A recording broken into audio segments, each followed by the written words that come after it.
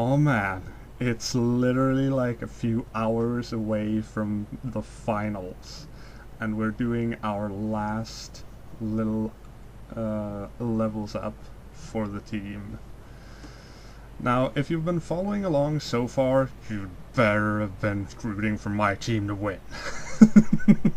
But in all seriousness, if you've been following along so far, you'll know that the finals will be played with me on one hand, playing my Dwarves in Chaos, and I will be playing against Inferno and his Hedonic Heartrenders, the Dark Elf team.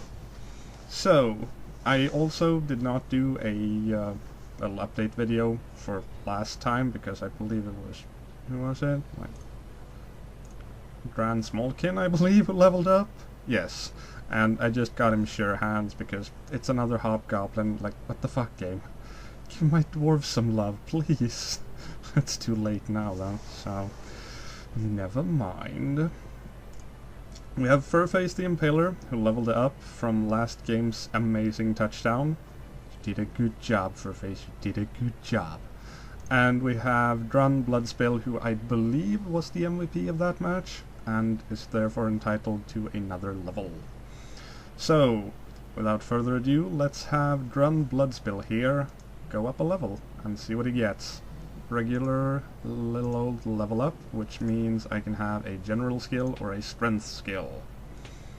Ha. Not much to pick from, but there are a lot of good things. Shadowing, not so much for a dwarf, so there's really only two things I like to do with my second level up for the Chaos Dwarf blocker guys, and that is to give 3 of them Mighty Blow and 3 of them Stand Firm, and I usually have my 3 Stand Firm guys be my front line of scrimmage dudes. Now, since I only have one person to give this to, and I'll be going up against Dark Elves, I'm considering not going the Stand Firm route to have a Stand Firm guy on the line of scrimmage. I'm instead going to go with Mighty Blow.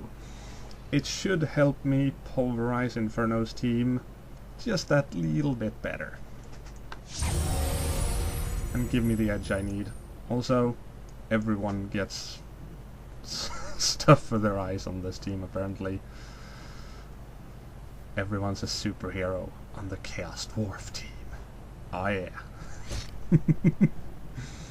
Now we have Furface, and this is the interesting one. What am I gonna get? A regular level up. Ooh, well. As you can see, I can only choose strength skills for him. Only strength skills. That's a shame. Now, there are a few things that you might want to give to your Minotaur, like Juggernaut, for instance, is great for people who don't have easy access to block.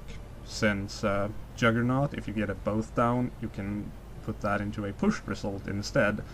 And if you're blitzing with a Juggernaut, Stand Firm does not come into effect. You can basically move a Stand Firm guy with it. So, I like it for that reason. There's also the thing about Juggernaut and Frenzy as opposed to block. Simply because if you have block on a Frenzy person and you choose a both down for your first block, the Frenzy does not kick in for the second block of your Frenzy attack, but it does for Juggernaut.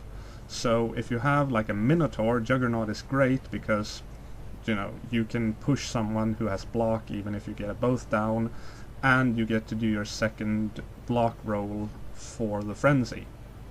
Something you would not be able to do if you do a both down, you have block and the opponent has block. It just stops. I don't think I'm gonna need Juggernaut so much in this game against Inferno though. Multiple block is... it's a thing. It's basically you can make a Minotaur on a Chaos Dwarf team work really well with multiple block if you have a person with a guard going somewhere to help out, since your Minotaur will be able to block both people. He will have his +1 strength from his horns, and then the +1 extra from the guard person, giving him a total of 7. And since you should only be multiple blocking people with 3 strength, they will both be 5 strength, and he will be 7. So it's possible to do. I don't like it just because there are so many variables, as well as the fact that if you're doing it, the people you are attacking might get a +1, so they'd be 6 strength, which is why you want your guard person. I don't need to go over all of this with you guys, do I? So it's a question of guard or break tackle. Break tackle means that you can use your strength instead of agility in doing a dodge roll, and I have found that to be an amazing thing to have on a Minotaur, just because he's such a valuable player, and if he's pinned down, he's basically forced to attack his way out of that, and that is a way for your opponent to waste your Minotaur's turns. On the other hand, I don't have enough guard on my team right now. I simply haven't had my Chaos Dwarf blockers level up in the pace I would want them to level up. So I'm going to put guard on my Minotaur for that specific reason. Had I had more guard people on my team, the choice would have been between break tackle and juggernaut. But now it's kind of obvious I need guard because I don't have enough guard on my team. So there we go. Fur face, you have leveled up. Finally, and we're going into the finals. Amazing, right? And as you can see, the Minotaur can get every single type of skill, even mutations, if you roll a double. So it's possible, not advisable, but possible to build your Minotaur into pretty much everything. You just gotta get a bit of luck on your level up rolls.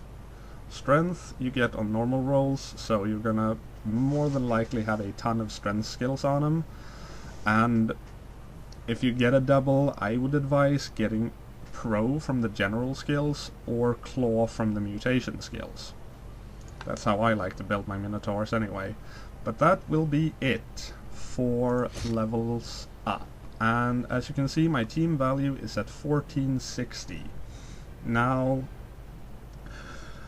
I believe Inferno's team has a team value of somewhere in the 1600s, so with that in mind, I can actually buy a new player.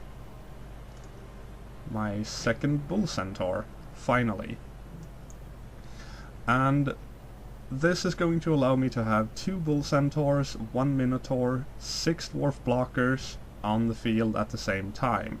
And with that, I'm only going to need 2 Hobgoblins on the field. So my team will be as strong as it can possibly be for the upcoming fight. Now, you are not going to be named Rachgal Woodenfoot. That doesn't even sound menacing. Yeah, a Woodenfoot. Maybe if you're a pirate, but you're not a pirate.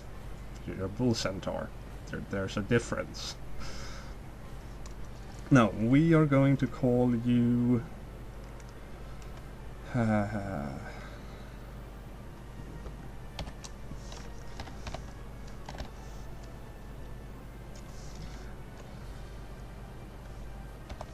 Kelrog.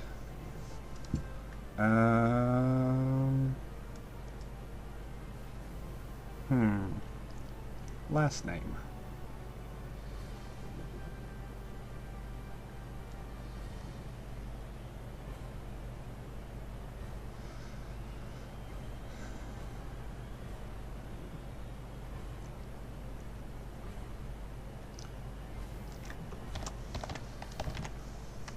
No. Acciyn, spell correctly. Tramplebeard. There we go. Kelrog Tramplebeard. Welcome to the team. And there we go. There's my full team of Chaos Dwarves. I've got 2 Bull Centaurs, 1 Minotaur, 6 Chaos Dwarf Blockers, and 4 Hobgoblins. 2 of these Hobgoblins are going to be substitutes, and they will, well, if I need to substitute someone for someone else, then I will have the possibility of doing so. Also, since I have a kicker, a dodge sure hand person who can handle the ball, and a dirty player, I can have a bit of flexibility with my hobgoblins, putting in my dirty player on my defensive turns where I don't really need my ball handler, and then on my offensive turns I can have my ball handler there instead of my kicker. So dirty player will always be out there. When I don't need my kicker, my dirty player will be in, and when I don't need my sure hands guy, the kicker will be in. Something like that. I'm sure that made sense somehow, but I kind of lost myself in that explanation. Anyway, oh, excuse me. I still have 140,000 gold pieces left to spend on stuff. Now I could get an extra reroll, spending all of that money. 4 rerolls is a nice round number, and I have cheerleaders, I have assistant coaches, it's the last match of the tournament, I'm not going to need the money for anything else, so I might as well spend my hard-earned cash on a 4th reroll, bringing my team value total up to 1660, and that should be pretty even with Inferno. I think he has slightly less than that. I think he's in the lower half of the 1600s, and I just barely break into the upper half. But it's going to be an even fight in terms of team value. So yeah, petty cash. Hopefully not going to play too big of a deal in the upcoming match. I hope you've enjoyed the series so far. I hope you're looking forward to the finals. I know I am. And I will see you on the field of Blood Bowl.